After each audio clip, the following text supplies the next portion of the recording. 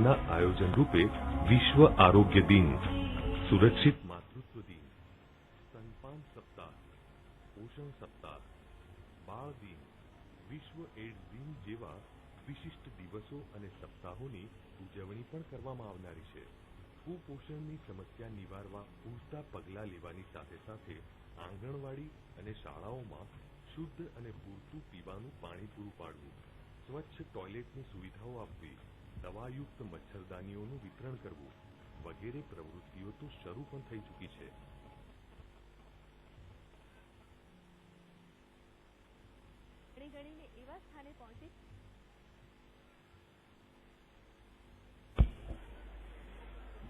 નમસ્કાર. જય જય ગરવી ગુજરાત. માતૃત્વ એ સર્જનહારનું વિશિષ્ટ વરદાન છે. આજે જો માતા સુખી અને ખુશહાલ હશે તો આવતીકાલનો સમાજ પણ આનંદિત બનશે. જો બાળકની આજ સંતુલિત અને તંદુરસ્ત હશે તો દેશની આવતીકાલ પણ ઉજ્જવળ બનશે.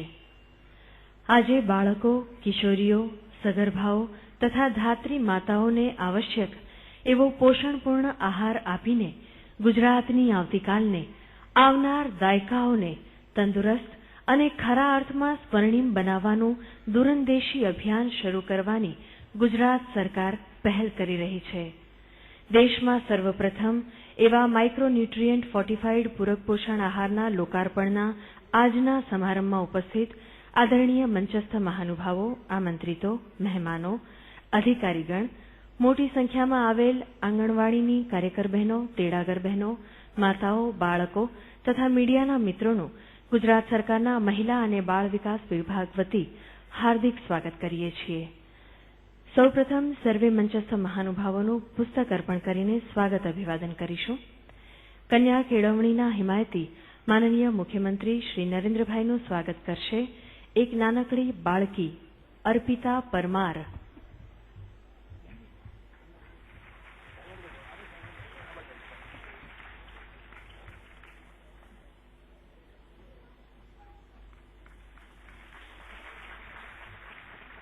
સ્ત્રી શક્તિના પ્રતીક સમા મહેસૂલ, માર્ગ અને મકાન તથા મહિલા અને બાળ વિકાસ વિભાગના માનનીય મંત્રી શ્રીમતી આનંદીબેન પટેલનું પુસ્તક અને પુષ્પગુચ્છ અર્પણ કરીને સ્વાગત કરીશું. પાણી પુરવઠ પુસ્તક અને પુષ્પકળીથી સ્વાગત અભિવાદન કરીશું.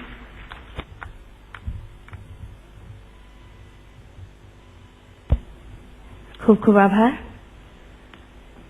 અને હવે આંગણવાડીના ભૂલકાઓ પ્રાર્થના તથા સાંસ્કૃતિક કાર્યક્રમ રજૂ કરશે.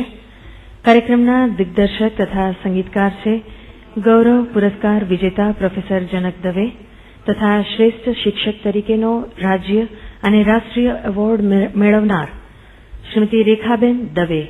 તો પ્રસ્તુત કરીએ છીએ પ્રાર્થના તથા સાંસ્કૃતિક કાર્યક્રમ.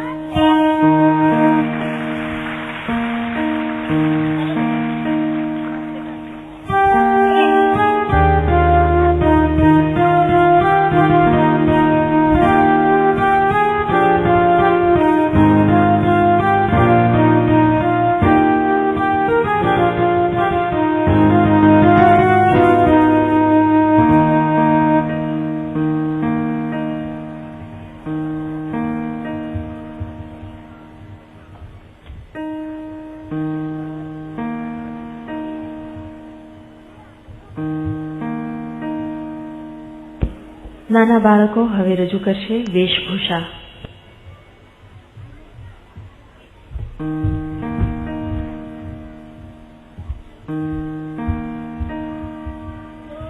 વિટામિનનો ભંડાર છું, ગાજર ખાવ, ગાજર ખાવ.